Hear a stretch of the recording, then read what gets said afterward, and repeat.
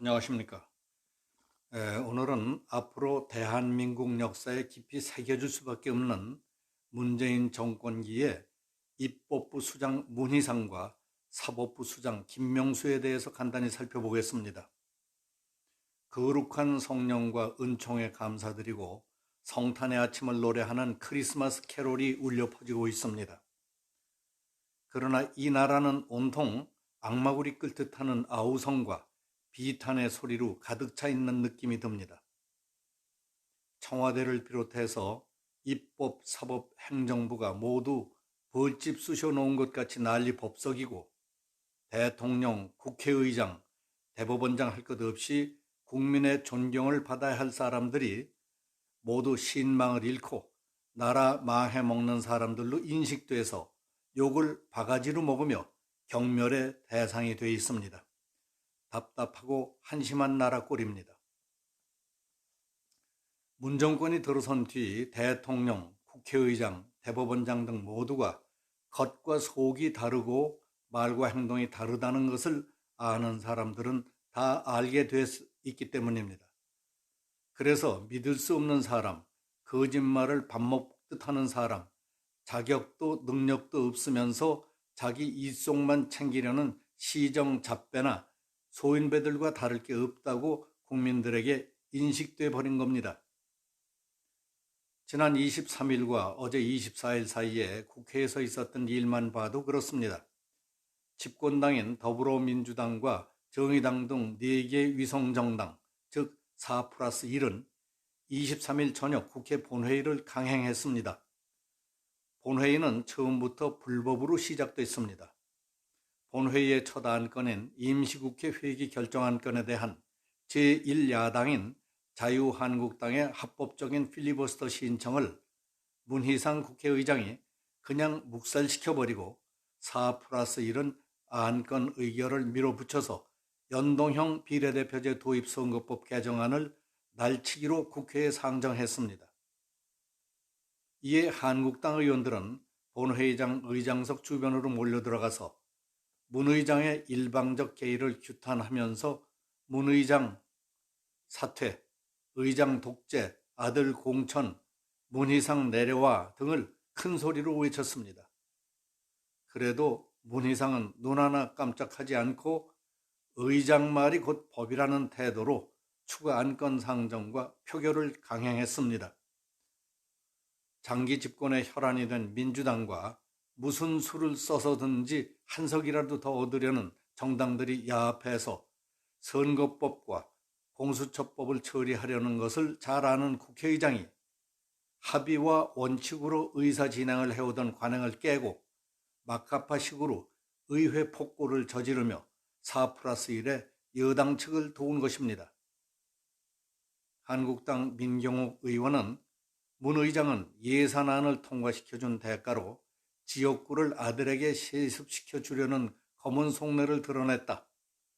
공수처법은 문재인 대통령 수사금지법이다. 야당 추천으로 임명하는 특별검찰관은 공석으로 놔두고 있는 후한무치다. 3대 초대형 게이트가 정권의 목줄을 죄는 상황이라고 말했습니다. 한국자유당 심재철 원내대표는 문 의장은 참으로 추했다. 국회의장의 권위도 위신도 팽개치고 좌파의 충견 노릇을 충실하게 했다. 입법부 수장이 여당의 하명대로 하는 모습이 부끄럽기 짝이 없다. 우리는 그를 더 이상 입법부 수장으로 인정할 수 없다. 직권남용과 권리행사 방해로 형사고발하겠다고 했습니다.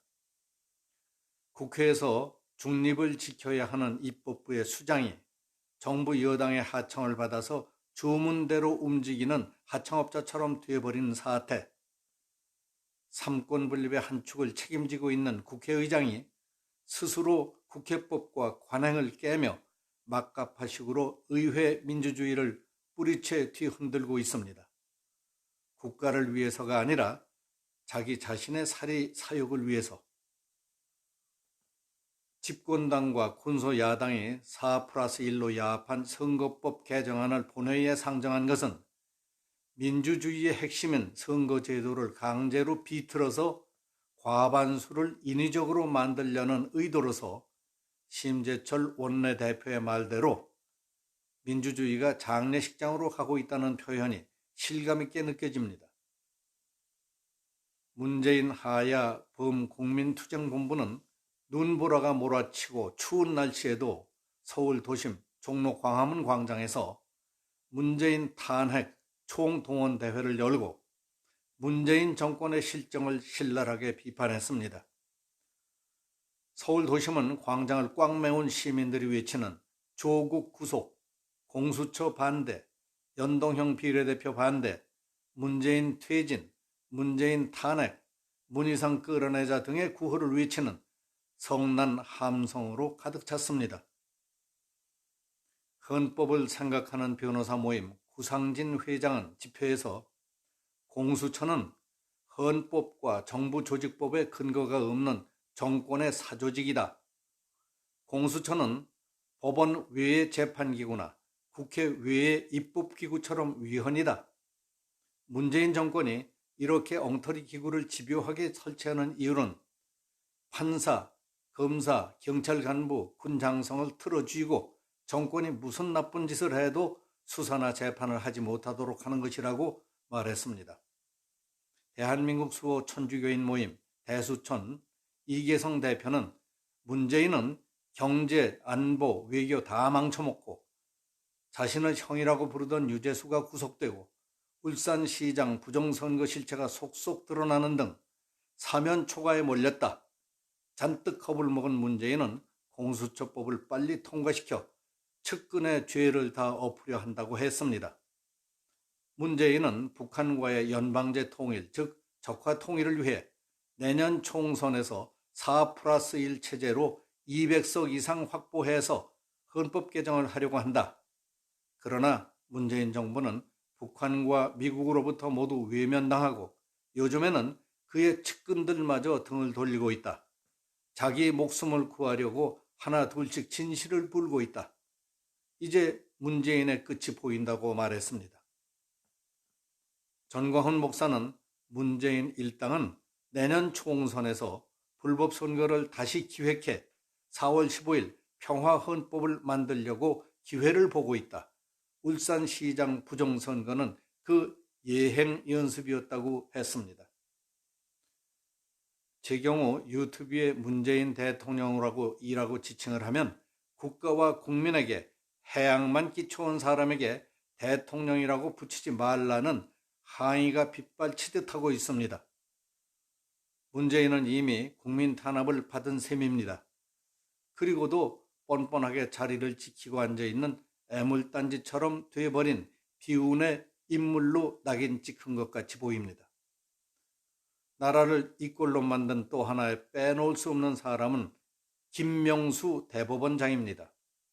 그의 모교인 부산고등학교 동문 500여 명은 김명수는 삼권 분립과 사법부의 독립이라는 헌법적 가치를 훼손하고 결과적으로 사법부의 권위와 신뢰를 실추시킨 추악한 사법농단을 했다며 학교의 명예를 위해 동창회에서 제명해야 한다는 주장까지 나왔다고 합니다. 오죽했으면 동문들이 다 그랬겠습니까? 김명수는 적폐청산이라는 이름으로 전임 양승태 대법원장을 구속시켰습니다. 삼권 분립과 사법부의 신뢰를 지켜야 할 대법원장이 정치적 판단을 한 겁니다.